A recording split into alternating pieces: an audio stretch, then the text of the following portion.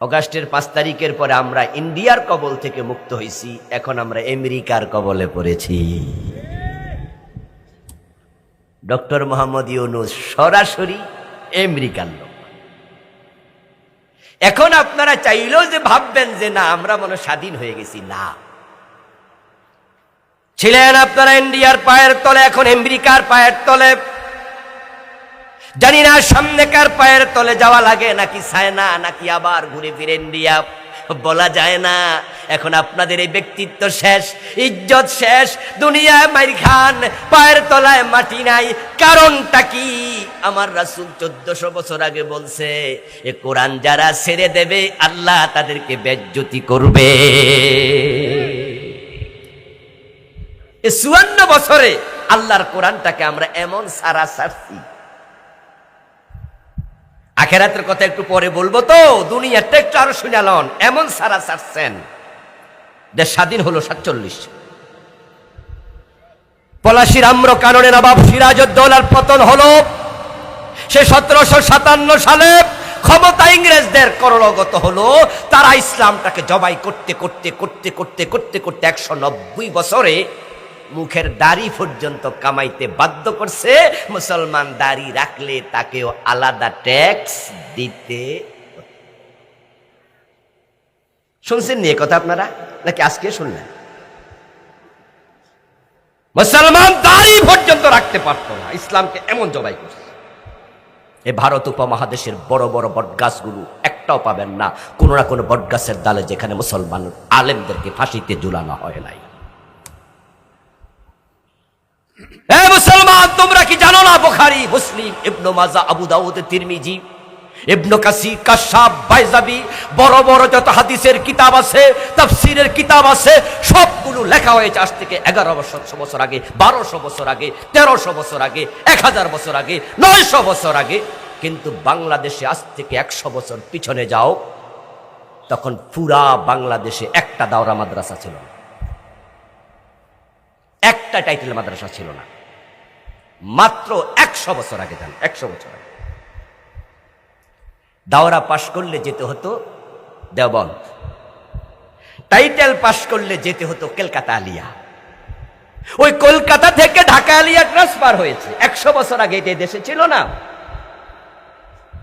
এই দেশের মাদ্রাসার কিতাব নাই, বুখারী পড়ানোর লোক নাই, পড়ার লোক নাই, হাদিসের কিতাব পড়বে কোথায়, পড়াবে কোথায়, নাই। এই দেশের মুসলমানদের সবচেয়ে বড় কিতাবের নাম ছিল মুকসিদুল মুমিন। তাহলে বুখারী কোথায় গেল? মুসলিম কোথায় গেল? আবু দাউদ কোথায় গেল? তিরমিজি কোথায় গেল? নাসাই কোথায় গেল? কাশাফ কোথায় গেল? বাইজাবি কোথায় গেল? তাফসীরে খাজেন কোথায় গেল? আলেম কোথায় গেল? কারণ ইংরেজরা 157 বছরে মাদ্রাসা রাখে নাই, মক্তব রাখে নাই, ইসলাম রাখে নাই, সব জবাই করে দিয়েছে। আলহামদুলিল্লাহ 190 বছর পর আল্লাহ তাআলা এই উপমহাদেশ থেকে ইংরেজদেরকে খেদায়া দিছে। 1947-এ ইংরেজরা দেশ ছেড়ে পালাইছে। পালানোর সময় এই উপমহাদেশকে তারা দুভাগে ভাগ করছে। সে ভাগটা হয়েছিল ধর্মের ভিত্তিতে। মুসলমানের জন্য হলো পাকিস্তান, আর হিন্দুদের জন্ম হলো হিন্দুস্তান। হিন্দু সম্প্রদায়ের জন্য আলাদা দেশ, এটা হিন্দুস্তান। মুসলমান সম্প্রদায়ের জন্য আলাদা দেশ, দ্বিজাতি তথ্য। দ্বিজাতি তথ্য শোনেন নাই? শুনেছেন তো, এগুলো শোনা কথা। দ্বিজাতি, মুসলিম জাতি, হিন্দু জাতি। এই দ্বিজাতি তত্ত্বের ভিত্তিতে দুটা দেশ হয়, একটা হিন্দুস্তান আর একটা পাকিস্তান। এবার বলুন তো, মুসলমানের নামে যে পাকিস্তান হলো 47-এ, দেশ চালাইল ইহাইয়ারা, জিন্নারা, ভুট্টুরা। তারা কি তাদের সিলেবাসে কোরআন ঢুকাইছিল? দেশটা কোরআন দিয়ে চালাইছিল? কপাল পরা মুসলমান, তোমাদের দাম কমবে না কেন? তোমাদের ইসলাম পাইলা, আলাদা দেশ পাইলা, মুসলমানের হাতে আল্লাহ তুলে দিল 190 বছর পরে, কিন্তু আল্লাহর কোরআনকে তোমরাই বাদ দিলা। তো তোমরা বেজ্জতি হইবা না? বেজ্জতি আর হইবে কে?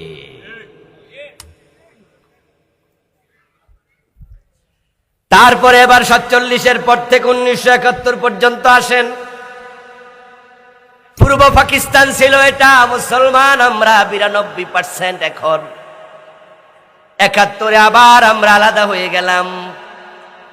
এবার ৭১-এর পর থেকে ২০২৫ পর্যন্ত ৫৪টা বছরের হিসাব একটু মিলান তো।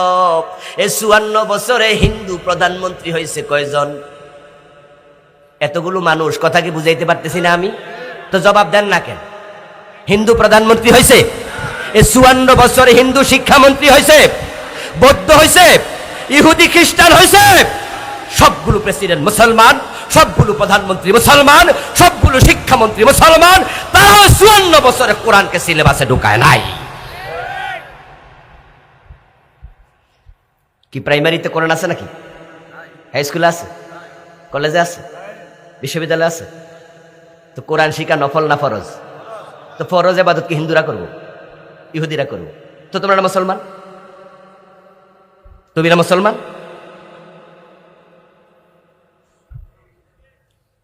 আজ থেকে মাত্র ৩০ বছর ৪০ বছর পিছনে যান। এই যে মাদ্রাসা আজকে এখানে আছে না, ৪৯তম আসতো নাকি? ৪৯তম যারা শুরু করছিল মাদ্রাসা, তারা ভিক্ষা চাল দিয়া শুরু করছে, নিজেরা পকেটের ১০০ টাকা দিয়া শুরু করছে। এ হুজুর ছিল এখানে, হুজুররা ওই যে সাবেক আপনার সুপার শাহ হুজুর এখানে আছে, উনারাও চাকরি জীবন যখন শুরু করে বেতন পাইছে কয় টাকা জিজ্ঞাসা করেন? কয়শো টাকা ছিল বেতন। একটা সময় ছিল আলিয়া মাদ্রাসাতে এমপিও ছিল না, বেতন ছিল না।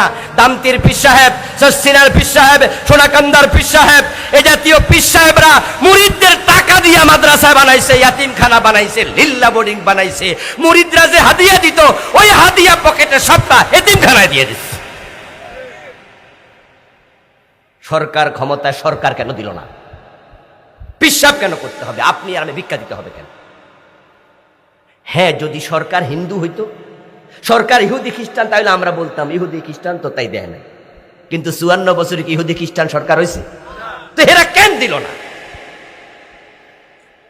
আমার বন্ধু, যারা কোরআনকে সিলেবাসে ঢুকায় নাই, কোরআনের জন্য যারা খাটে নাই, কোরআন শিখায় নাই, কোরআন মানে নাই, কোরআন বোঝে নাই, ওই মানুষগুলোর ব্যাপারে আল্লাহ তাআলা বলছেন নাহশুরুহু ইয়াউমাল কিয়ামতি আমা, আমি এই মানুষগুলোকে কিয়ামতের দিন অন্ধ বানাইয়া তুলব।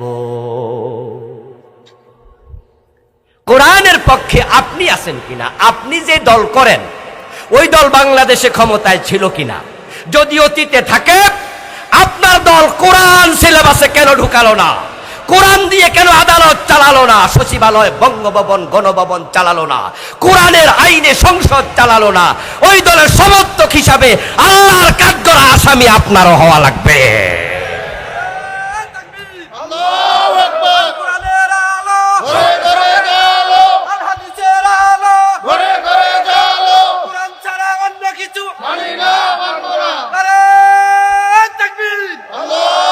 আমার প্রিয় ভাইয়েরা, আপনি যখন ইসলামের পক্ষ শক্তি, কোরআনের পক্ষে, তাহলে আপনাকে তাদের পক্ষ নিতে হবে যারা ক্ষমতায় গেলে সংসদে আল্লাহর কোরআন সংবিধান হবে। তাদের পক্ষ নিবেন না, আপনি কোরআনের পক্ষের লোক না। আপনার সন্তান ৩ জন, একজন ডাক্তার, একজন উকিল, আর একজন ইঞ্জিনিয়ার। কেন এখান থেকে একজন কি মাওলানা বানানো যেত না? ৩ জনকে জেনারেল বানাতে হবে কেন? আপনার ইন্তেকালের পরে আপনার সন্তান জানাজার ইমাম হবে না কেন? মসজিদের হুজুরকে কেন ইমাম বানাতে হবে? প্রিয় ভাইটি আমার, মসজিদের হুজুর যখন দোয়া করে জানাজার লাশ সামনে নিয়ে তৃতীয় তাকবীর দিয়ে বলে আল্লাহুম্মা গফিরলি হাইয়িনা ওয়া মাইয়িতিনা ওয়া শাহিদিনা, বলে কিনা? বলে কিনা? এখানে দোয়া হয়, আল্লাহ তুমি ক্ষমা করে দাও আমাদের জীবিতকে, ক্ষমা করো মৃতকে। আর মৃত বলতে মূলত বোঝানো হয় খাটিয়ায় যে জানাজা লাশটা শুয়ে আছে তাকে। মসজিদের ইমাম যখন আপনার জন্য ক্ষমা চাইবে আল্লাহর কাছে, ওনার দোয়া আসবে মুখ থেকে। আর সেই ইমাম যদি আপনার নিজের সন্তান হতো, তার দোয়া আসতো কলিজার ভিতর থেকে। আপনার সন্তান কেন কোরআন বুঝবে না, কোরআন পড়বে না? হযরত খালিদ বিন ওয়ালিদ রাদিয়াল্লাহু তাআলা আনহু বলেন, উমরান নবী সাল্লাল্লাহু আলাইহি ওয়াসাল্লাম আন নুআল্লিমা আওলাদানা আর-রামিয়া ওয়াল কুরআন। খালিদ বিন ওয়ালিদ বলেন, রাসূলুল্লাহ আমাদেরকে আদেশ করেছিলেন, আমরা আদিষ্ট হয়েছি উমিরনা, আমাদেরকে আদেশ করা হয়েছে আমরা যেন আমাদের সন্তানদেরকে দুটি জিনিস আবশ্যকভাবে শিখাই। একটা হলো যুদ্ধের প্রস্তুতি, তলোয়ার কেমনে চালায়, তীর কেমনে চালায়, আর একটা হলো আল্লাহর কোরআন যেন শিখাই।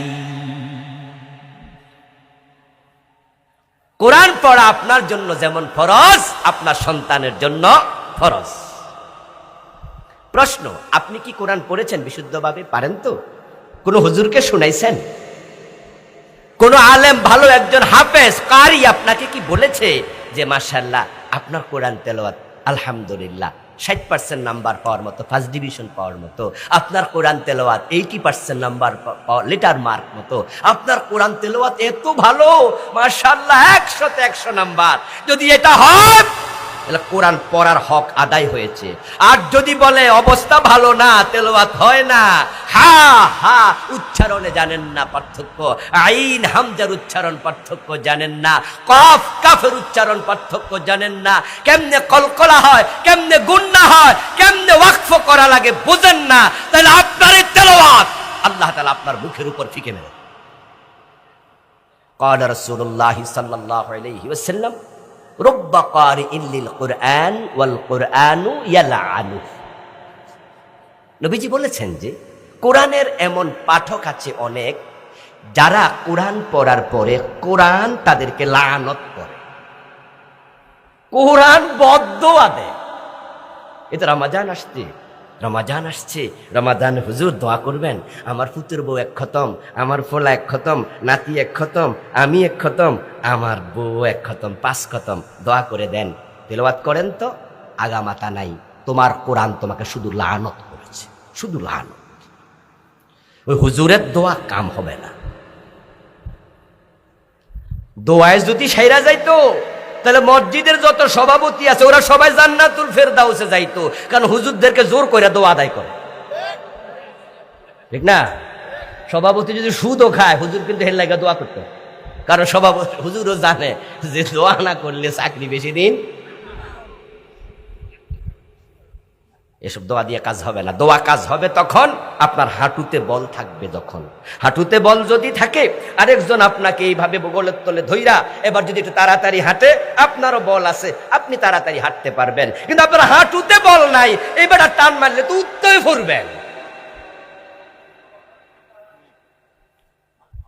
কোরআন শিখেছেন আলহামদুলিল্লাহ, কিন্তু কোরআন কি অর্থ সহ পড়েছেন?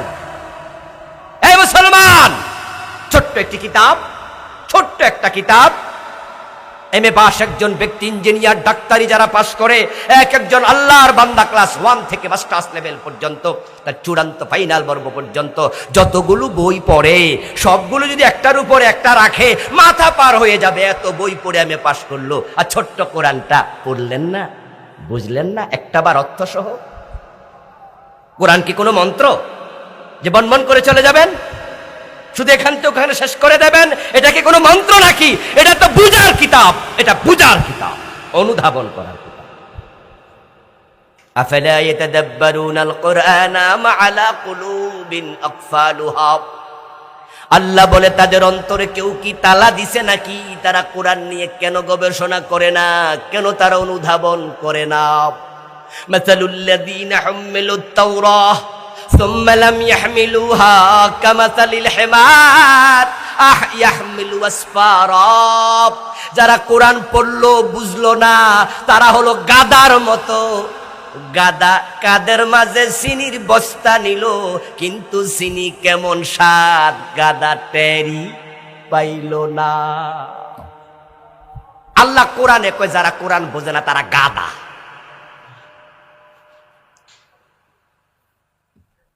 কারে গাইলেতেছে আল্লাহ? যদি আবার মনে করেন যে যাক, তাও তো আল্লাহ কিছু একটা কইছে,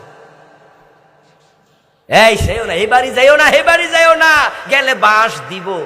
পাগলা কয় বাঁশ দিলে ঘরে কাজে লাগাম, অসুবিধা কি? আকল মান কই সারা বাসত, ব্যাকল কঠি সারা না বাসত। আকল থাকলে বলবে কি বললেন, আর ব্যাকল হইলে ঘরের ফালা দেওয়ার জন্য, বাসার জন্য দৌড় মারবে। কোরআন পড়ছো, কোরআন বোঝো না, কোরআন বিশুদ্ধ পারো না, নাহশুরহু ইয়াউমাল কিয়ামাতি আমা। পড়েছো, বুঝেছো, কোরআন মানো না, আমার রাসূল বলতেছে আমার মেয়ে ফাতেমা চুরি করলে আমি ফাতেমার হাতটা কেটেই দেব। চোর ধরে হাত কেটে দাও এমন অর্ডার কোরআনে আছে না নাই? 54 বছরে কতজনের হাত কাটছেন? কেন? কারণটা কি? আমার দেশের বানানো আইনগুলো দেখে, ব্রিটিশ আইন দেখে না আমার মাঝে মাঝে আমি অবাক হই, ঘৃণা আসে, ক্ষোভ আসে যে মানুষ এত ব্যাকল হয় কেমনে, কমন সেন্স কোথায় গেল? এই যে আপনি চোর ধরে জেলে দিলেন, আচ্ছা বলুন তো, আপনারা একটু আমার সাথে শেয়ার করেন প্লিজ, চোররা কি ভালো মানুষ না খারাপ মানুষ? চুপ থাকবেন না প্লিজ। যারা চোর তারা ভালো না খারাপ? আচ্ছা তারা যে আপনি 6 মাস জেল দিলেন, জেলখানায় সে যায় ভাত খায় নাই? টাকা দিয়ে খাইছে? ঘরে থাকে নাই? ঘর ভাড়া দিছে? বিদ্যুৎ ইউজ করে নাই? ওটার বিল দিছে? তো টাকা কার? আমাদের। আর সরকারের টাকাই বলছে, সরকার তো আমরাই, জনগণের টাকা, ঠিক কিনা? ট্যাক্সের টাকা। আচ্ছা জনগণ যে রিক্সা চালায় ট্যাক্স দিল, ভ্যাট দিল, আরে ভাই একটা ভিক্ষুক মহিলা সে তার মোবাইলে যখন 100 টাকা লোড করে তখন কি 15 টাকা কেটে নেয় না? সরকারের যে টাকা ওখানে কিন্তু ভিক্ষুকের টাকাও আছে, রিক্সাওয়ালা, দিনমজুর, ঠেলাওয়ালা, কুলি, চামার, মেথর, সবার টাকা আছে। এই টাকা দিয়া সরকার কারে খাওয়াইলো? জেলখানা চোরের খাওয়াই। আমরা না সবাই বললাম চোর খারাপ মানুষ, এই খারাপ মানুষের খাওয়ানোর জন্য টাকা দিছি? তার পিছনে টাকা কেন খরচ করা হবে? এই প্রশ্ন জাতির সামনে আমি রাখতে চাই, কেন তার পিছনে বিনিয়োগ হবে? সে তো খারাপ মানুষ। দ্বিতীয় প্রশ্ন, চোর জেলখানা থেকে 6 মাস পরে যখন বের হয় তখন আল্লাহর ওলি হয়ে বের হয় না ডাকাত হয়ে বের হয়? তো সেখানে দিয়ে লাভটা কি? এবার আল্লাহর কোরআনের কাছে আসেন। কি চমৎকার কিতাব! আমার রাসূল বলছে আমার মেয়ে ফাতেমা চুরি করলে আমি তার হাতও কেটে দেব। চোর যদি চুরি করেছে প্রমাণ হয় এবং সেটা স্বভাবজাত কারণেই, শুধুমাত্র ইসলাম হাত কেটে দেবে তা না, আগে দেখবে চুরিটা কেন করেছে। অভাবে চুরি করলে হাত কাটা হবে না। হযরত আলী বলতেন যদি রুটির অভাবে কোনো চোর চুরি করে তাহলে চোরের হাত কেটো না, রাষ্ট্রপ্রধানের হাত কেটে দাও।